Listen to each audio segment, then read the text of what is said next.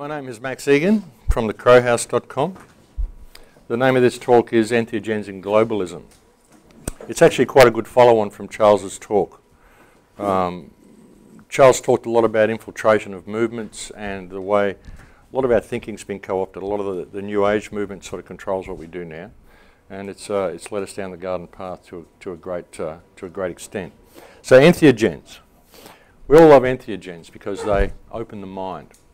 They are all sorts of plants, all sorts of entheogens we have. Ayahuasca, plyogarric, this is iboga. Anyone here experienced ayahuasca or iboga or any of these things? Okay. Not just all acid freaks, huh? You get a lot of that. But these are all very interesting plants, and they open up portals to other worlds. That's what they do. And that's why we use these plants, because they open up portals to other worlds. And the worlds that they open up to are pretty amazing. They show us different layers of ourselves as well. One of the beautiful things about ayahuasca is if you have ayahuasca, it will peel away the layers of your personality. It's a pretty amazing sort of a thing. And it helps you experience the art of your life. But that's really not what we're experiencing in the world today, and Charles touched on that as well. What we're experiencing today is the art of someone else's reality, the art of someone else's life. That's really what we've got. It's where we're going. And the loss of these plants and the loss of these medicines in our consciousness has had a profound effect upon us. People like Graham Hancock once said that he believes the banning of entheogens to be one of the single greatest crimes against humanity that's ever been committed and carried out. And it's really true. It's removed us from ourselves in a very dramatic way. It's led us into an area where we're just playing off good and evil against itself, and we're creating a world which is not really a world we want to live in. That's Gaza Strip, by the way. And this is where we're going, folks. And we've got a world where Western society is basically growing fat off the rest of the world because of this situation we've created, because of this loss of consciousness. And we just don't see it, folks. That's the world that we've got. Of course, we can ask the government for help. They don't. They will help you if you ask them, but obviously it's not usually the type of help that you want. So this is where I live. I live in Australia. And in 2011, I had, actually in 2008, I had an amazing experience. I was having a meditation one day, and I'll tell you this little story because it opened up a lot of things for me.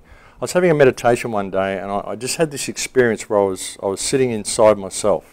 I was sitting inside my heart, and I was looking out, and I could see the rest of reality around me. I could see myself sitting in my heart, and I could see that there was a universe inside me. I was actually sitting there. I could see the outer rim of my body, the outer skin of my body, and I could see a whole universe that existed between here and where I could see the outer walls of myself. And all of the atoms in my body looked like solar systems. All of the cells looked like okay. All of the cells looked like galaxies. All of the organs looked like superclusters. I could literally see that there was a whole universe inside me, and I realized that reality is fractal. It's all a fractal, as above, so below. I also realized that I was sitting inside myself, and I could see it again. It was just this complete fractal. And I was looking out through the layers of my skin, and I saw what looked like a mesh. Everything was a mesh. I could see the mesh of my outer skin. I could see the mesh of the world outside. It looked like a 3D mesh if you ever looked at a 3D program where you create 3D meshes and 3D objects. It looked like that, all of reality. And I was sitting there and I was thinking, this is pretty amazing, just looking at all this. And this was like no drugs or no entheogens or anything. It was just a meditation experience. I don't even know how I got there. But suddenly this light appeared at the top of my head, and it fell down through me. It hit the floor and it rippled out like a pond, like someone dropping a drop of water into a pond. And everything turned into white light, and reality just opened in a fractal. And it was like I could see a multitude of universes. And I just connected with the whole thing, and I had this incredible experience, and I just took this deep breath, and I fell out of my chair onto the floor, and I cried for 7.5 hours. I cried. I just sat there sobbing. I couldn't even tell anybody about the experience for about 3 or 4 days, because every time I tried to bring it up, I'd start sobbing again. It was a really, really remarkable experience. And what I realized through all of this is that this was like the worlds. And I realized we create our own reality. We can create any reality we want based on our emotional input that we give to reality. And that's a lot of the reason why our society is kept in a state of fear at the moment, because it's the emotional input of fear that's created all of those problems that I showed you before. And this is always there. It's in people's minds. It's dripping like a tap just going off in the back of the building. It's always there in the back of people's minds. People may think it's not, but it is. There's often fear of whatever, fear of not paying the bills, fear of do we look good enough, do we sound good enough, do people care about us, you know, are we going to be able to pay the rent next week, is, you know, all of these things that we judge ourselves by. It's always this fear that's dripping in the back of our minds, and that's what we project to create reality. But I had this experience and I realised that we can change all that by changing our emotional centre, and that's what I tried to do.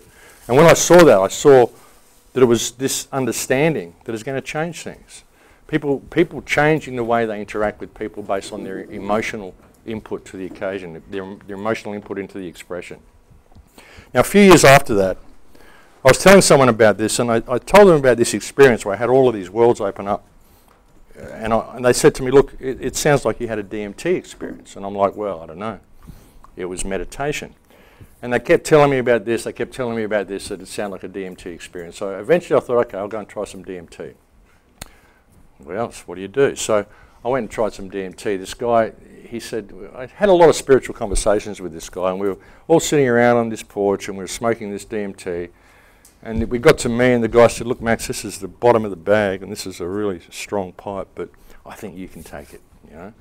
So I smoked this DMT and I got projected out into this. Has anyone here ever done DMT? I imagine everyone here has done DMT. Am I correct in assuming that? It projected me into this world that was completely holographic, and I got to see everything. I met this woman who was operating this machine, which was turning dials, and she was basically controlling all of reality through this machine. And she took me down through 3 layers of this fractal that I experienced before, and she said, you've got to go now, you've got to go back because your friends are worried about you, but you need to come back and see me because there's stuff I need to show you. And I'm like, well, you can show me now, I'm quite happy. She said, no, you've got to go back because your friends are worried about you. So I opened my eyes and all my friends thought I'd died. They were terrified. I'd been gone for 20 minutes. They thought I was dead. They said, oh, you died 3 times. We had to bring you back. I'm going, no, I went down through 3 layers of a fractal. I was fine, you know. And but this entity that I'd met, which felt like it was the Earth Mother, is what it felt like. And she said, you've got to come back and see me. And I thought, well, if I'm going to go back and see this energy, this spirit, this essence, I don't want to do it through DMT, smoking a pipe on someone's porch. I'll do it properly. I'll do ayahuasca in the correct way. And then I started to get all these people offering me ayahuasca. But I didn't feel comfortable with anybody who was offering me ceremony. It just didn't feel right. I just thought, oh, no, this is just not right. There's something wrong with the energy of these people. You know, I always thought to myself, if I'm going to do ayahuasca, I'll do it in the traditional way. I'll go to Peru, I'll do it with a shaman in the jungle in a traditional way. Not in one of these neo-shamanistic things that they set up, but something very traditional. And I'm thinking, you know, this is going on for a while. It's calling me and calling me and calling me. And I'm thinking, well, you know, I'm just not comfortable with any of the people here that are doing it. So right out of the blue, I get just actually to backtrack, I'll backtrack for a second. When I'm talking about how you create your reality with your emotional experience, when I had that experience, I thought, I've got this message that I want to get out to the world. What would be a good way to do it? A good way to do it would be a radio host. I'll become a radio host.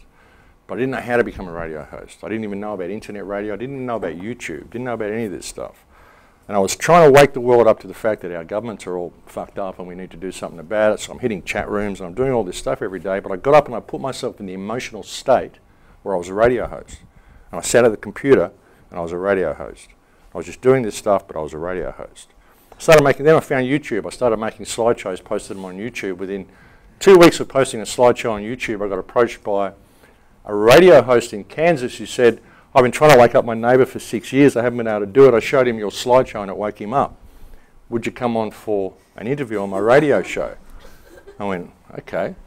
So I went on to this interview and the station said, we love your voice. They love your Australian accent. Would you like a radio? We'd like to give you a show. Would you like to host a show? And I'm going, okay. So since then I've been doing a radio show. I've been sitting in my little house in Byron Bay, hooking up on Skype to a radio station in Kansas, and I've been speaking to the United States, a potential audience of 300 million people, because I put myself in the emotional state that I was a radio host. So then out of the blue, after all this DMT and all this stuff and this ayahuasca calling me saying, you've got to come and talk to me, and I'm going, well, I'm not comfortable with these people, I get a Skype message from someone who's a listener of my radio show, which is an American radio show. He contacts me and says, Max, I live just near Byron Bay. I listen to your radio show every week, and we've had a mishap here, and I've been stuck with an extra ticket to South America to go to an ayahuasca retreat. Would you like the ticket? And I went, how do you get stuck with an extra ticket to go to South America? It's not like buying an extra loaf of bread, you know. But I went, okay, because she'd been calling me, and she's going, okay, you want to go and do it in Peru with a shaman, do you? Okay, well, here's a ticket. Are we heeding the call now? I thought, well, I better go, otherwise she's probably going to appear in 3D and ass kick me or something. So I got on this plane, I went to South America. I was in South America, and I got contacted by another listener of the show who happened to be in Costa Rica. I said, Max, I hear you're in South America. Really liked the interview you did with Rick Simpson about hemp and its medicinal properties a couple of months ago. Rick's speaking at the Hemp Congress in Slovenia. Would you like to come? You're only in Peru, I'm in Costa Rica, I'll pick you up. We'll go to South America, and we'll go see Rick Simpson and see what happens there. So I go to Rick Simpson, and the Hemp Congress hears that I'm coming and says, oh, Max Igan's coming, would you like to speak at the conference? So I'm suddenly speaking at the World Hemp Congress in Slovenia, travelling all around through Europe, ended up in England, speaking to a friend of mine, Ken O'Keefe. As I said, folks, it opens up portals. Speaking to my friend Ken O'Keefe, went to South America, saw some of the destruction they're doing in the forest as well, and ended up at the, as you can see, I forget the slideshows. I forget where I'm going with all this most of the time, folks, so just bear with me. But ended up in the World Hemp Congress speaking with Rick Simpson and travelling all over Europe, and ended up in England, hooked up with my friend Ken O'Keefe, and ended up in Gaza Strip. Was in England, and I said to Ken, let's go to Gaza. He said, well, you really want to go to Gaza? I said, well, how often am I going to be this close to Gaza with someone who might be able to get me in? Let's go. So we ended up contacting these rebels. Like, to get into Gaza Strip, folks, you've got to go to the embassy, you've got to fill out all these forms, you've got to do all this stuff, you've got to get permission, you've got to get approval, you've got to have guides to pick you up at the border, they've got to look after you the whole time you're in there, you've got to tell them when you want them to open the border so you can get out, all this stuff. We're thinking, must be an easier way. So we contacted these rebels. And we caught a flight to Cairo, we got picked up at the airport, these rebels drove us to a tunnel in Rafah, and we crawled through this little tunnel, 50 metres underground, about this high, crawling on our hands and knees for about 2 kilometres, about an hour and a half through this tunnel to get into Gaza, and hung out for 10 days. And we thought, well, we better let the world know we're here, so we made YouTube videos, posted them on YouTube, and the next day we had Hamas knocking on the door going, what's happening, you know, and we said, hey, hi, you know. And they said, we need your passports to have a look, see who you are. So they confiscated our passports. That's an interesting thing, being in Gaza with no passport. Interesting feeling. And then 6 days later, just an hour and a half before we go, they give us our passports back, and we've got an hour to get to the border before the border guards change, all sorts of stuff. We get to the border, they detain us for 5 hours on the border, wanting to know where the tunnel is that we got in, confiscate our passports again, drive us around through town, all sorts of stuff, hanging out with Hamas, tea and bickies. They lost our luggage, and they ended up saying, well, look, since we've detained you for 5 hours and we've lost your luggage, we'll let you out of the country through our tunnels so you don't get arrested by Egypt when you leave for leaving their country illegally, and we'll find your luggage and we'll send it on after, which they did. This was the terrible terrorist organisation. So that's what happened with Hamas. They gave me tea and bickies. They sent my lost luggage after me and provided me a driver to get me out to Cairo safely as well, which was pretty cool. They were kind of nice guys. But when I got to Gaza, I met a world of children. That's what I met, is a world of children in Gaza Strip. Gaza Strip, if people don't know, is 25 miles long, 4.5 miles wide. It's got a wall around it, so no one can get in, no one can get out. It's the world's biggest open-air prison. It's the modern-day equivalent of the Warsaw Ghetto that apparently existed in Warsaw in World War II, only it's a lot more people in it. And 1.8 million people trapped in that area, 900,000 children, over 900,000 children. Over half the population is children, and that's what I found when I got to Gaza. And it's an incredible thing, it really is, and this is an atrocity that's going on right before us. But they were very nice, and they were very kind to me the whole time I was in there. And Gaza is something that we just can't talk about. We know it's there, but we just don't talk about it because you can't talk about Gaza, you can't criticise Israel, which is a big problem. But anyway, so is there a political agenda to all of this, and is there a political agenda to the banning of entheogens? Well, I think there is. But what happened with me with that whole trip in 2012 was I had this energetic exchange, you know, and I had this calling to do and go and visit this mother goddess. It all got laid out for me. I ended up going right around the world. I actually left home for 10 days to go to Peru for 10 days. But I was in this emotional state of observing and thinking that I was on this path. There was something going to happen from this. I just didn't know what it was, didn't have any plans, simply followed synchronicity. I left home with $5,000 in my pocket for 10 days. I went right around the world, spent 3.5 months going all through Europe, going through South America, going through England, going into Gaza Strip, going through Egypt, everything. And I got home and I had $5,000 in my pocket. It was ridiculous, absolutely ridiculous, and that's what happened. So is there a political agenda to all of this? Well, I think there is. Like Charles pointed out to you before, all of the movements that we've had, all of the steps we've tried to find back to ourselves have all been co-opted, all along the way. They always get co-opted. And I think that even the psychedelic movement as we know it has been co-opted. Personally, I don't do chemicals. I don't do anything chemical. I mean, I've done acid when I was younger, did a lot of acid, did all sorts of stuff. Tried everything, folks. I've been there, done that. I lived in a storm drain when I was 12, so, you know, I've tried everything. And from living in a storm drain when I was 12 years old, being a homeless kid living in a storm drain, to becoming an international filmmaker and radio host and travelling around the world is a big step, all through following synchronicity. But I think that the psychedelic movement has been co-opted. I think that the introduction of things like LSD and a lot of the chemicals that they brought into our lifestyle was done simply to lead us away from things such as ayahuasca and things such as the true entheogens, mushrooms, iboga, you know, fly garrics, all these sorts of things. These are true entheogens. These are true things that need our attention. So it's been done for a specific reason. And this man, Pope Boniface, the whole system of control that we've got in place now was put in place by this guy, Pope Boniface, in 1302. He created the first express trust, which was called the Unum Sanctum Trust. This was created by the Vatican. The Unum Sanctum Trust was created basically to enslave the world to a commercial system. And that's what the English language is, by the way. English is the language of commerce. It's the language of slavery. That's why they're spreading it out right around the globe. It's the only language I can speak. It's the only language I know. I'll tell you right now, it's a language of slavery. That's why it was created. That's what the whole Shakespearean Revolution was about. But this man, Pope Boniface, he put forth the Unum Sanctum Trust, which then created 3 more trusts from that. One was the Attorney Regis Trust, which was the trust that created the Crown Corporation.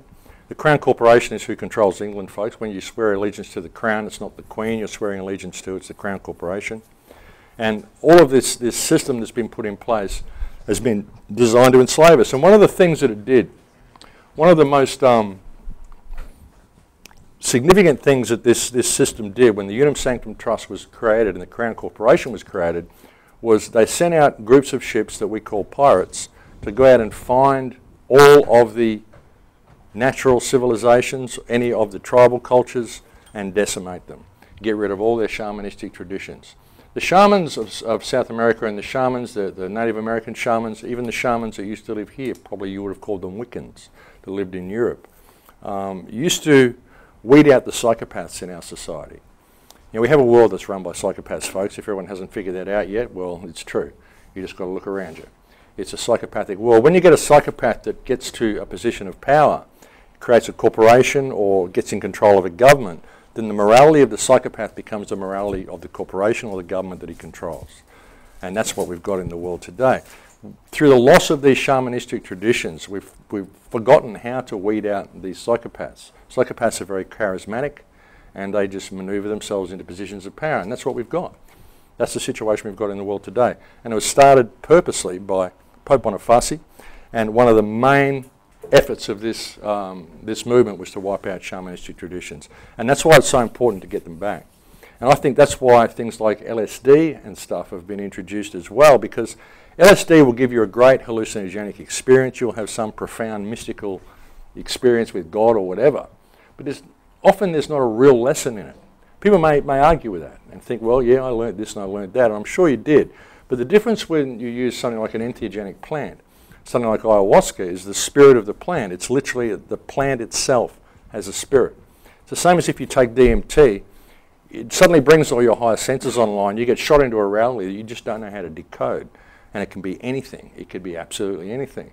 When you have something like ayahuasca, the ayahuasca brew will have enough DMT in the brew to bring your higher senses online. And then you have the spirit of the plant who will guide you through different aspects of yourself and teach you about yourself and how to apply yourself to the world.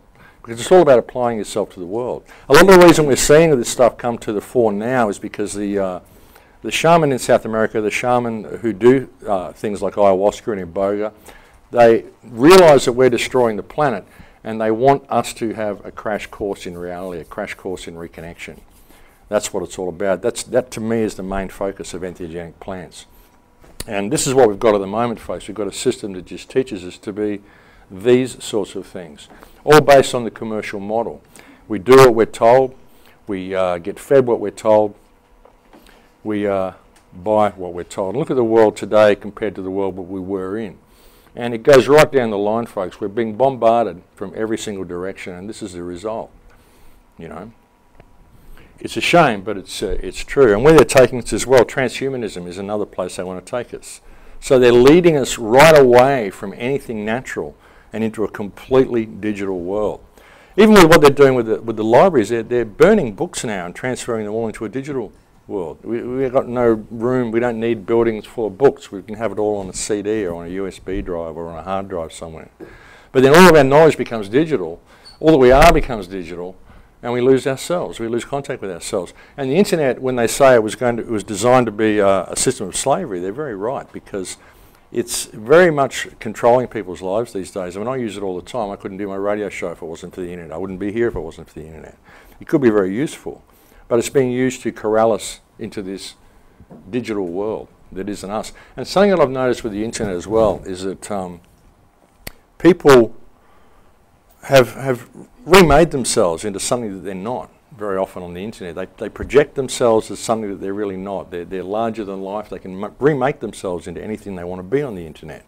And they have these communication skills where they can communicate with anybody right around the world, but you get them in a one-on-one basis, and a lot of the kids are having a lot of difficulty communicating with each other. I've been to parties where I've seen kids texting each other from across the room. It's outrageous. They're losing their life skills. They're getting great communication skills and great digital skills, but people are losing their life skills because of it, you know, especially the kids. You know, texting. I saw some girl riding a bike texting in Amsterdam the other day, like people having to jump out of a way, you know. It's just another world that people get lost in. And they tell us what they're doing too. They don't mind telling us that all this is happening, you know. And we're waking up as well, folks, we are. But to me, that represents about the current state of human consciousness, okay? If we don't pay attention to this system. I think we've got to pay attention to it. We've got to realise how to deal with it. And something else that the movement has done, the whole psychedelic movement, is it's, like you said, like Charles said with the New Age thing, the New Age movement has really squashed a lot of who we are, I think. People are looking for all of this self-help, and it's right there. There's nothing you're going to find in a book that's going to help you. All you can really do is find someone else's perspective of what's going on. You'll never really find the true answer, because the true answer is in yourself. It's about your emotional state, how you apply that to the world and how you apply it to reality. And I've gone around the world by changing my emotional state, like I said. I've done all sorts of stuff by changing my emotional state. And the thing is, with anything that I do, I don't have a stake in the outcome of anything that I do. Coming here to talk to people, I don't have any stake in the outcome. Even with the talk that I do in the radio shows trying to wake people up, and the films that I make, I don't have any stake in the outcome. If humankind destroys itself, that's not my problem. That's humankind's problem. I'm just part of the puzzle. I'm just one frequency of consciousness. That's something else that I learned in this experience that I had, which has helped me immensely in how I relate to people and how I apply myself to people, is that when I had that moment and I fell out of my chair and I cried for 7.5 hours, I realised that we're all connected. We are literally all one, but we're all completely unique at the same time, which is how reality works. You know, there's really only a single consciousness here. All these different vessels that are tuned to different frequencies that download one frequency from a single consciousness to experience it from that perspective. So when you think about that and you really begin to understand the reality of that, it changes the way you interact with people. Because like you're me, it's a different frequency of the same consciousness experiencing reality from that perspective. So it must exist, it has to exist because it does, otherwise it wouldn't. So why would anybody consider themselves to be anything but perfect? Because you're perfect at being you, and being you is what you are here to be, obviously, because that's who you are. And if you weren't supposed to be that, you'd be something else. It's perfect. No one can experience reality from your perspective. And whatever flaws you may perceive you have are usually flaws that are given to you by the system. You think you're not good looking enough, or you're not wealthy enough, or you're not successful enough, or you're not this, or you don't belong to the right clique or the right club, or you have the right group of friends, or have a bigger front door, or whatever. Whatever it is that we judge ourselves by, these are other people's parameters, other people's ideas of what you should be. But really what you're here to be is to express the unique art of that unique frequency of consciousness that is you. And nobody can do that better than you. Every single one of you is absolutely perfect at being you. And when I began to really realize this and see the perfection in myself, I began to see it in everybody else. And suddenly all the barriers between people broke down. I just don't get stressed anymore. It's really hard to stress me out, folks. It really is. It's all just part of the experience. I mean, like even when I was in Gaza, being detained by Hamas, I'm going, this is a really interesting place to be. How did I get here? When I'm crawling through this tunnel, I'm going, this is freaking freaky, isn't it? You know? Imagine dying here. Like, am I crawling into my own grave here? I went, wow, what a way to go. You know? It was all third person. There was no stake in the outcome in any of it. You know? And that's the way I live my life now. I don't have any stake in the outcome of anything I do. I might make plans and think, oh yeah, I want to build this sandcastle. That's kind of having a stake in the outcome. You want to finish the castle. But you know, if the tide comes and washes it away, well, that's what the castle was supposed to be. That's okay. It's okay with me. I just try things and see where they go and see how the interaction works and see where it leads me. And it leads me to all sorts of remarkable places. And with the control grid folks, they like to tell us what they're doing. They tell us with everything what they're doing all the time. Even with transhumanism, they tell us what they're doing. Does anyone remember this? You've seen this? Remember this poster that came out about the EU? You see what's in there? Anyone really looked at this poster? You've got the stars there, which are, of course, the Baphomet star.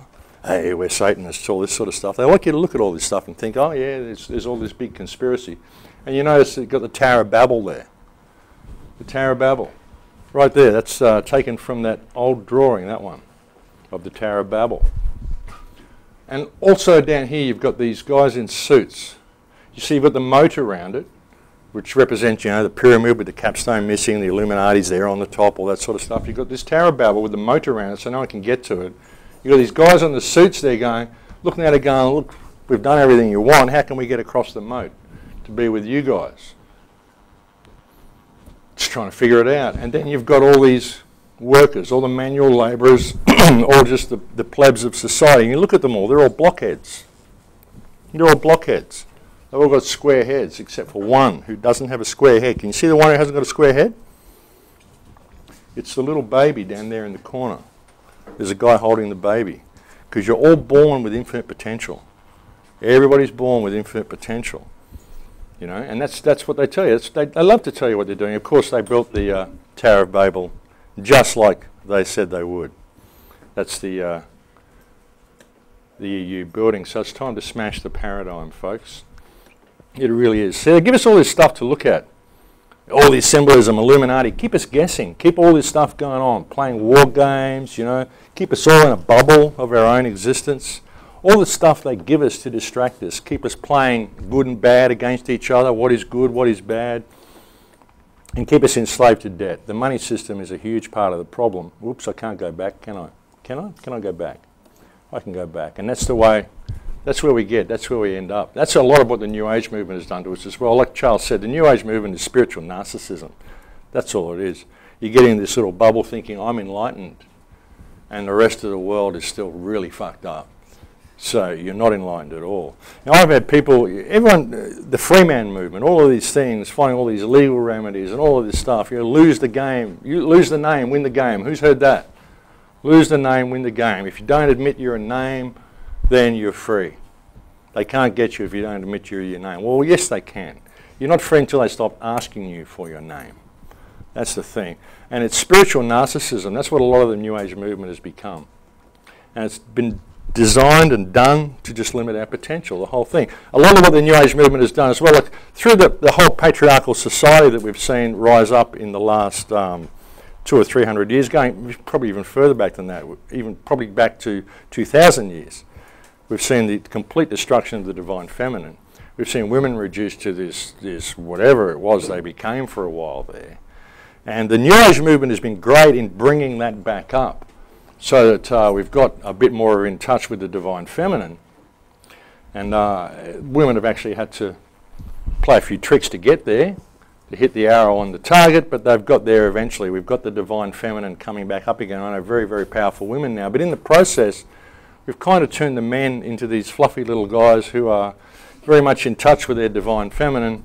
But all they want to do is shoot a big arrow of love everywhere and not actually do anything, you know. So we've seen the bringing back of the divine feminine, but it's cost us the divine masculine. And we've got to have both. That's a lot of what we've got in the world today, folks, is we've lost the divine masculine as well. We're just sort of quite happy to just kick back and think everything might be okay. Sit back in our houses. This guy's happy.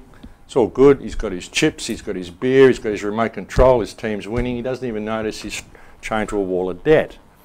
You know, that's the system that we've got because of this loss of the divine masculine. See, we've forgotten what our position in society is, folks, I believe. And like I said, folks, this is a really condensed version of all of this as well, same as Charles. But we've forgotten what our role in society is. You see, if you really look at it, even if you want to get religious about it, okay, God created man, whatever God is, might have been ayahuasca. But God created man, and man created everything else. Everything else. And now we've got ourselves in a position where we're completely subservient to government. And if we want to get out of its clutches, we create these little movements which always get co-opted. Where I believe that if we're simply in a state of our divine masculine, following our path, not having a stake in the outcome of things and treating each other differently, we could change things. See, there's no way we're going to be able to pull down this system and put another system in, put anything in its place. Even like the Ubuntu system, has anyone heard of that, Ubuntu? It's a cashless system that Michael Tellinger's got worked out. Could work great, but you're not going to get people to step out of this reality and step into that one. And even if they do, if they haven't changed their heart space and changed the way they interact with people and start viewing themselves from the correct perspective, it's not going to work anyway. Anything we create, if we haven't changed this first, it's not going to work.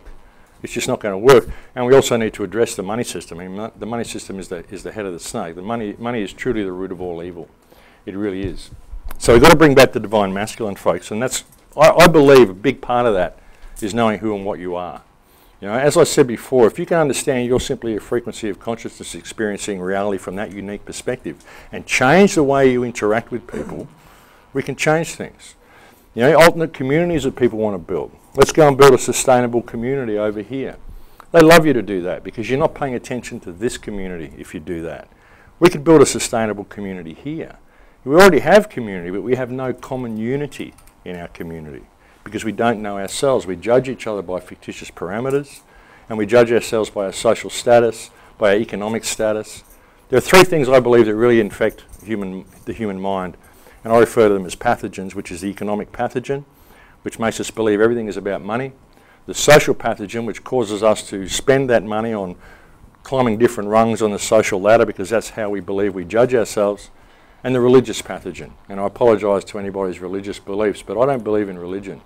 I have a great relationship with God, whatever it is, without any religion getting in the way.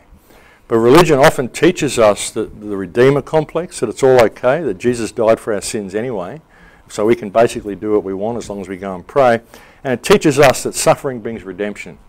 If we suffer, everything gets really bad, it's all good, it has to get bad because it says so in the book. But once it's all bad and we're at rock bottom, we're on our ass on the street, Superman's going to come down and all the bad guys are going to go to jail and we're all going to ascend to the fifth dimension or something, whatever it is, I don't know.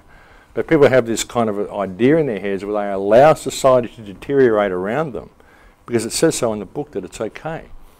You know, we can't do that. We can't have that type of an attitude. We've got to rediscover ourselves. I think that if we had an empowered community, we could change the whole world in a day. We really could if people knew themselves. If people were prepared to skirt the red tape and realise that the strength of numbers and the strength of people can achieve anything. There was only 3% of the population that had the American War of Independence, I think. 3% of the population actually participated in this. Now, it's said that there's 8% of the world that's born and they simply can't be programmed, about 8% of the people. It's about 3% of the world are born psychopaths, and they're the problem, but about 8% of the world can't be programmed. So really all we need to do is unify this 8%, I believe. If we could get this 8% to get out of their egos, stop thinking my way is the right way, and all come to the table and look at things, I think we could change it. We've got to address the money system. We've got to address all sorts of stuff. There's been, anyone ever heard of the global reset movement? You heard of this? There's all sorts of stuff going on with this this and reset that and reset the, all sorts, George Soros and all these people. It's become a buzzword. I think this has been done because there's a group in England, 3 people, who've decided they want to reset the tax system. And they've got an idea where we could actually replace all tax in all countries with a 1% transaction tax. And that would be it. You wouldn't need to have any taxes at all. Because we've got a situation at the moment where the corporations pay no taxes. We've got corporations running the world and they pay no taxes. Whereas everything you buy, about 60% or 70% of what you spend is tax. But if that was replaced by a 1% transaction tax and the corporations actually had to pay tax as well, then we'd have 3 times as much money in the coffers. Everyone could be working 2 days a week to live a better lifestyle than they have now. And there'd be 100% employment. I mean, everything would go up and up from that point, And I believe that's why the whole reset movement's been started, to cover up this 1% tax that people are trying to introduce through referendum in England and Australia and a few other countries. So keep an eye out for that one too, folks, because don't get led down the path by word association, okay? Because if really, if we're going to find a way out of this, we've got to get out of this word association thing. You can't sort of say anything these days. I can't say that we need to find a common purpose for everybody because of the common purpose movement, which is trying to instill this mono-education in people. I can't say we need to reset the tax system because of George Soros and the whole reset movement. I can't talk about trying to improve the environment because I might be part of Agenda 21. So all of the good phrases have been co-opted, and we've got to put all this aside and start speaking to each other on a heart level. Trying to get all these researchers together. Everybody who's got any inkling of a plan that might get us out of this mess, we need to be able to bring it all together and look for the golden seed in all of them, because most of them have a golden seed. They're not all co-opted movements. And even if the movement itself has been co-opted, then there's still a golden seed in there that started the idea to begin with. So we've got to be prepared to look at all this. But we don't need movements. All we need to do, I believe, is change our heart space, change the way we interact with people. And it will be a global movement in itself. It will just come about. So we don't need to construct any new system. We need to deconstruct the programming in ourselves and change the way we interact with people. And a new system will construct itself around us. It'll construct itself around our new consciousness if we can apply ourselves to it, That's what we're not doing, folks. We're always looking for a way out by somebody else. So we've got to bring back the balance, bring back the divine masculine. The guys got to stand up and start looking after the world, folks. We do. The men have got to really take a stand here. Stop being told what to do. We've got to start looking after our women, looking after our children. We don't do that anymore. We get the state to do it. Someone does the wrong thing by us and we go and fill out a form rather than simply going and confronting the situation. It's the same with the governments. They give us all these forms to fill out. The governments are doing the wrong thing. We try to confront the situation. We vote a new party in, or we go and fill out a form, go and have a protest, all this sort of stuff. They encourage us to protest. Why do you think they do that? They can measure the consciousness of society if we go and protest. See how many people actually want to involve themselves in the protest. See what the speakers are speaking about. See if they've found any remedy yet. No remedy there. Let them protest. Just keep going. It doesn't matter what movement we start, we're always operating within parameters that have been constructed for us by the system. So we're never really getting anywhere. The system constructed the legal system and all these parameters to protect itself, not to protect us, not to afford us a remedy. The remedy is here, if we can find a way of uniting people. That's another thing I like about this 1% tax reset, is that I don't think they'll do it for a start. But you try to tell people what's wrong with the world. You try to talk to them about the loss of entheogenic principles, the loss of our culture, the loss of our art, the state of debt slavery they live in, and they're too busy running on the treadmill to pay any attention. Nobody really wants to listen because they just don't have time to listen. So you need to get their attention. Attention is the most important thing on the planet. It's the most valuable resource on the planet. And when you look at resources, folks, we spend all the time ripping these things up out of the earth, but really we're the resource. We're the resource. What is harvested is you. What is harvested is your time, your energy, making you walk between the lines, making you follow all these rules all the time, looking for remedy, looking for a way out, and always running on the treadmill so you don't really have time to notice what's going on around them. So that's what I like about this 1% tax reset. Even if they don't do it, I mean, if they did do it, if they implemented this 1% tax system, then suddenly everyone would have enough free time that they actually be able to look around and see that we do have a situation here and we can deal with it. But even if they don't do it, which I don't think they will, at least it will get everybody's attention. Because if you bring this idea to people, I mean, who's not going to vote for it? Who's not going to want a referendum on a system which will cause everything to cost 20% of what it does now and give you 4 or 5 days a week off and live a better lifestyle than you have now and create 100% employment? Who's not going to vote for that? Everybody's going to want to do that. And when the government doesn't do it, well, you've got everybody's attention to the fact that their government doesn't have their best interests at heart. Because they don't. None of the governments have our best interests at heart. And there's no good voting people in and voting people out. We've got to find a way of empowering the community. So I encourage any projects that anybody has which is going to break down the differences between you and your neighbours. I even say to people, if you're making some biscuits, bake some extra ones and give them to your neighbours. Just get to know these people. Get to know the people in your building. Get to know the people down the street. And change the way you interact with people. Don't judge them because of what they look like. Don't judge them because of their programming. Just change the way you interact with people and the world changes around you. It's certainly worked for me. It really has, folks. I just don't have any stress in my life. I don't concern myself with money at all. You know, I just don't ever think about it, because when you were concerned about it, if you're worried about never having any money, that's the emotional state you're projecting, and you'll never have any money. I don't even think about money. It doesn't even enter my mind. I spend it when I have it, and when I don't spend it. But I don't ever think about it. And if I ever need it, it's just there. It somehow comes. I don't ever think about it. I don't have any attachment to anything like that. One of the greatest gifts that ever happened to me that actually brought this about, I was married once. Unfortunately, I married Satan. It happens all too often, I think. He takes many forms. But my wife actually stole everything I owned when she left. It was actually 10 years after we left. She'd stolen everything when we were divorced, but then 10 years after we were divorced, we become good friends, and I left my entire music collection with her. And I've been a musician my whole life. Music was my source of strength. It was where I always went if I needed help, if I needed strength. And suddenly it became my source of pain. And I had nowhere to go. So the only place I had to go was my research. And what she did by removing me of all of my music was she freed me from any attachment to material possessions at all. And it was at that moment that I became free, and I realised I've been living in a bubble. I've been looking at all this stuff and I've been talking about all this stuff, but I hadn't been applying myself. So Charles said, what are you doing? What are we doing with all this? What are we doing with the information that we've got? Sitting around here and fantasizing and spiritualizing and intellectualizing. What are we actually doing? How are we applying it to the world? You know, when you have these experiences, these profound inner experiences, it isn't just about what's in here, it's about what's out there as well, because you do live in a world of duality. If we didn't live in a world of duality, I wouldn't be here talking to you all. You know, there'd only be one of me here. It'd be a pretty dull event, you know. So people, that's another thing the New Age movement will do. Oh, yeah, you're in duality. Yes, we are in duality. Are you ignoring that?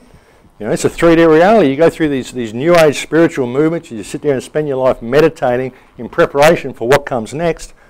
What about here? You know, you're here for a reason. Could be that you're supposed to participate. Just a thought there. Just a thought. Could be a hint to why you're actually here. Perhaps you're supposed to be involved, you know. Bring it all together, folks. Bring it all together. See, I have no idea where I was going with any of these. But if we can do this, and if we can embrace the divine masculine, it'll get rid of situations like this. And that's another thing what's happened in Gaza recently has provided mankind with a huge opportunity. And I've been to Gaza and I've met these people. These are beautiful people, folks, mainly children. And what Israel's done in Gaza Strip with this latest incursion, it's gone in to use weapons from hell, dime ammunition, flash A bombs, white phosphorus, all sorts of banned chemical weapons. It's blown up schools, blown up mosques, hospitals, ambulances, committed war crime after war crime after war crime. And so it's given us a golden opportunity to pressure our politicians to charge Benjamin Netanyahu with war crimes, even if it doesn't come off. It doesn't matter. As soon as he's charged with war crimes, then it gives us the opportunity to charge every government that supported them with war crimes. And we don't have to go to the United Nations for that. We don't have to worry about the Zionist control over the United Nations.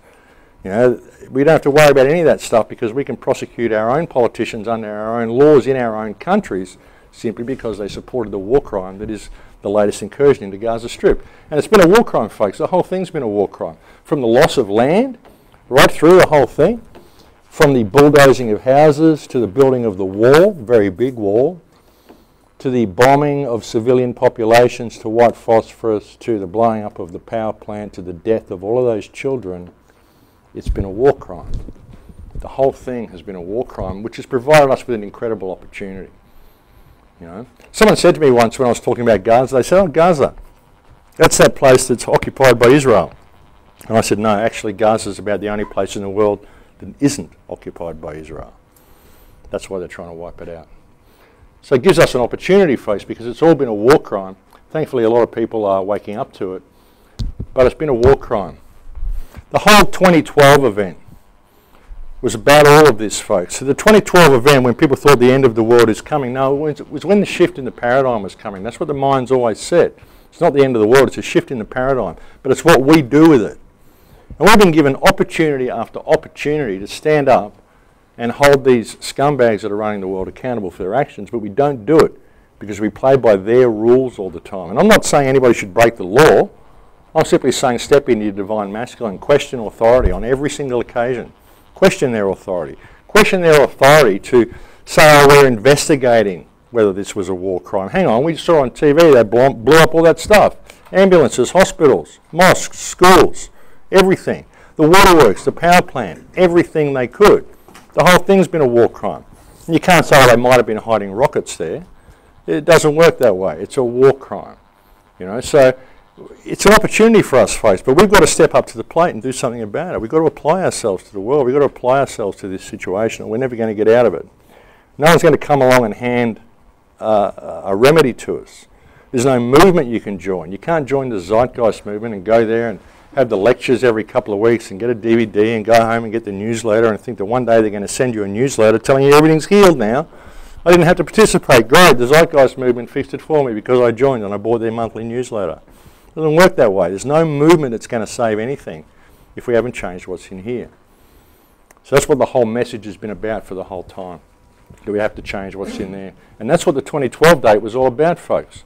Changing what's in there so we can rise a bit. What's the time, Dale? The time is more or less over, but there is nobody else. Okay, that's all good. So yeah, I think that's what we've got to do, folks. We've got to bring it back. The world's waiting for us to wake up. The world is really waiting for us to wake up.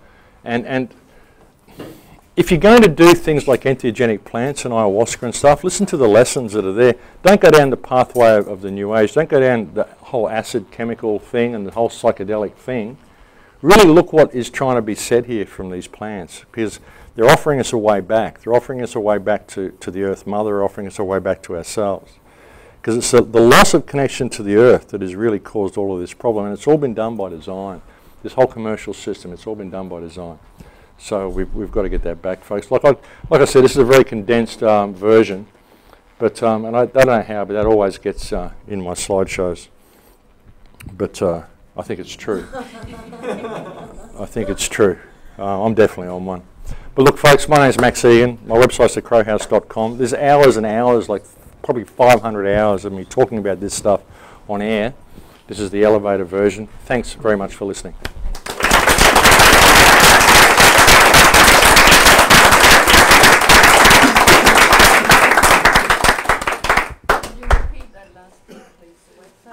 My website is thecrowhouse.com.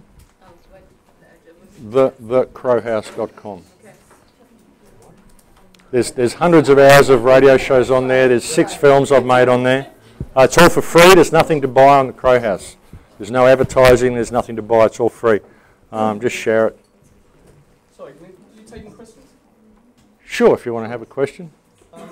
You're talking about the wars that are going on all around the world and things, but it's all a distraction, you know. but I do believe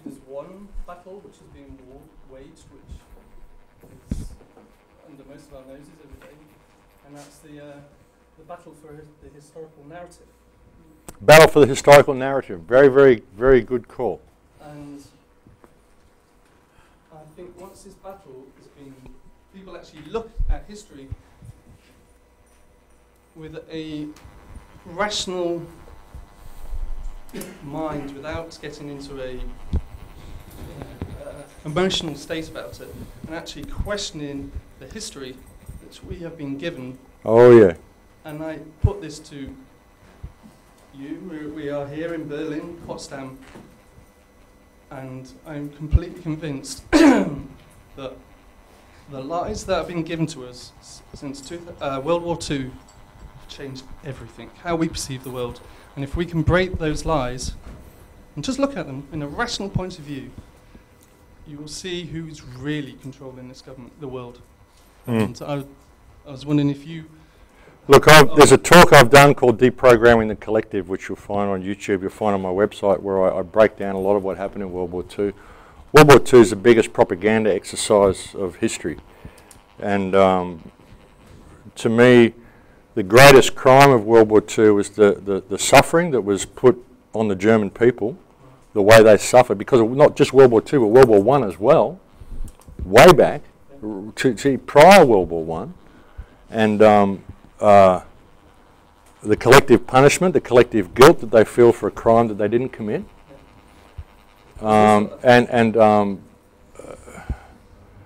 Yeah, there's so much. Like I said, I did this talk called Deprogramming the Collective, which really breaks it down. But I think one of the biggest crimes of World War II is actually the bombing of Dresden. I think the bombing of Dresden that happened after World War II, after the ceasefire, and the people who suffered the most in World War II were the women of Berlin. You know, what they went through at the hands of the Russians when they came, absolutely horrendous. And what I've seen here since I got here as well, my first time in Berlin, is a lot of making sure that collective guilt is instilled into people's minds, and I think it's terrible. I really do. I think it's, like I said, I recommend you watch that. I'm very careful of what I say in Europe, because it's Europe, and you can get arrested for questioning certain things. But anything you're not allowed to question, a red flag comes up straight away with me. And there's a lot of the propaganda around World War II I just don't believe. Yeah, history is written by the winners, but ultimately it doesn't matter what we did. It doesn't matter what anybody did. It matters what we do from this point. I mean, a lot of people did a lot of bad things because they were programmed to do so. Even now, people do a lot of bad things because they're programmed to do so. And it doesn't matter what we did. It matters what we do. So, yeah. But it's got to be open for discussion, all of it. Well, you can see the emotional response that it has, we believe. Yeah, yeah. Oh, yeah. It's predictable. Yeah. And it's dangerous to talk about it here in Germany. You can put in prison. Exactly. So, yeah, I think it's there's a huge propaganda exercise. If you're a true truth seeker, that's the litmus test. Yeah, yeah. Well, when you look at the result of what's going on in Palestine now, you know, and what Israel has done, I think it sort of speaks for itself.